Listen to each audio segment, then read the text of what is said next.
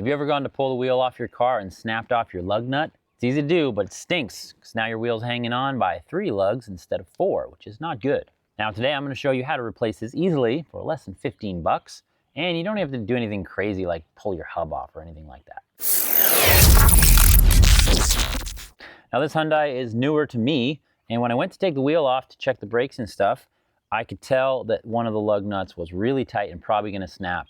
Sure enough, snapped right off, and now I've got to deal with replacing the lug and the stud that was on it, because the stud breaks off and gets stuck inside the lug nut.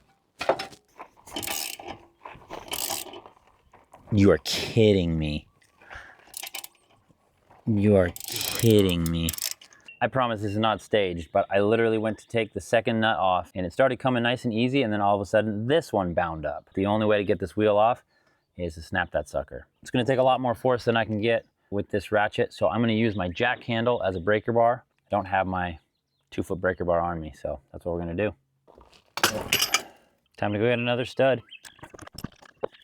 Next, I'm just gonna confirm that I can get these Phillips retaining screws out of the rotor. They can be a real pain in the butt and they strip out super easy. I've learned I kind of start with a punch and try to crack them loose without stripping them with a Phillips bit. There, you can see it move just slightly, which means I can now get in here with a Phillips and just takes a tiny, tiny movement and it breaks it loose. And in case you're wondering, no, I do not keep these and put them back. They're part of the manufacturing process of the brakes, but they have nothing to do with keeping your brakes together. And I hate them so much, and I'm gonna throw them away. Okay, so we're gonna get started by taking this caliper off. Now, the whole reason that this happens with lug nuts is usually because someone's cross-threaded it with an impact, putting the lug nuts on with an impact wrong, or maybe even they over-tightened them. And so it just damages the threads enough that then pulling them off just totally binds them up and they snap. Pull the pads off, and then we're gonna go for the caliper mounting bracket bolts. Now the rotor comes off.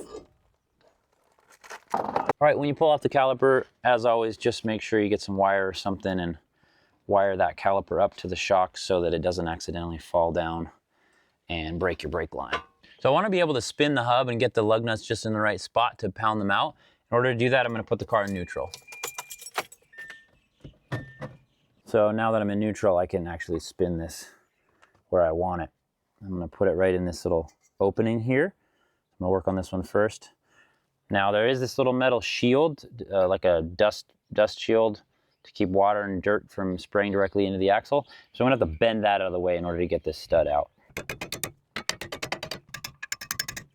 Okay, so now I've bent the shield right here. So this is going to be my little exit spot. And basically I'm just going to pound with a hammer, pound this bad stud right out. Come on. Okay, so that's one. Now I pivot the hub until I get the other broken one in position. So I'm just going to compare the new lug nut that I got to the old one, make sure it's the same style, length, and everything. And then I can take my new stud and I can line it up to the old one, just to make sure that it's roughly the same. It doesn't have to be exactly the same length, but you want it significantly shorter or longer, obviously. I'm just looking at this and it's not going to fit as is without damaging these threads, which I really don't want to do. So what I've had to do in the past is I'm going to grind off a little bit of this flange. It's not going to make it less effective or unsafe, and that'll keep me from damaging these threads. Okay, give her a little WD. When it comes to auto mechanics, I do not like surprises like this. But if you like being surprised by new content, you're definitely going to want to subscribe to Budget Mechanic, because we've got lots of surprises in the future for you. All right, so I'm just holding it and trying to engage the little teeth, make sure I'm not cross-threading those. I think I'm there, and I'm going to start hammering. All right, after a bit of banging, you can see that now that flange is flush.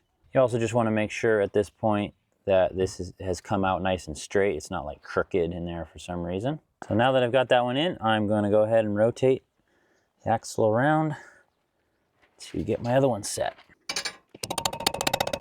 Now you'll see a lot of guys using an impact with a lug nut and some spacers to draw that stud back through the hub. And that works too. You just have to have a pretty strong impact, and you do run the risk of slightly damaging that lug. So it might be good to have a couple extra of those on hand if you're going to do that method. Now, as you can see, I made a mess of this shield here.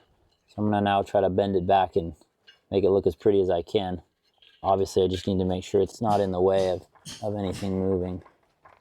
Now I'm just gonna double check that the new lug nut fits, make sure I haven't damaged any threads. That one works great. One little sticky spot there, but I can hand tighten it right past, so should be okay.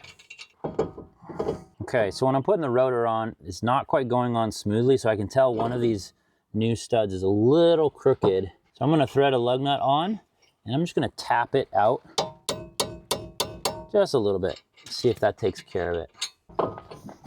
There we go.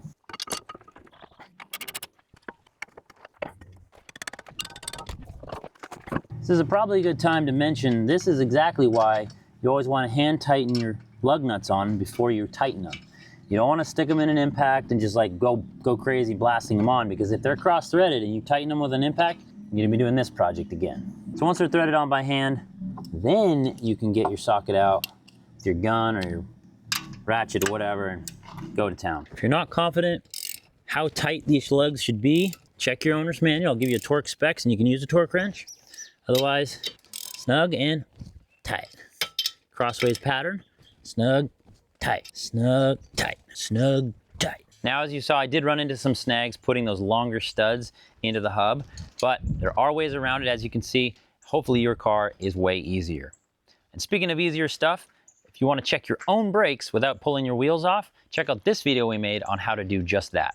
Thanks for joining me, guys. Bye.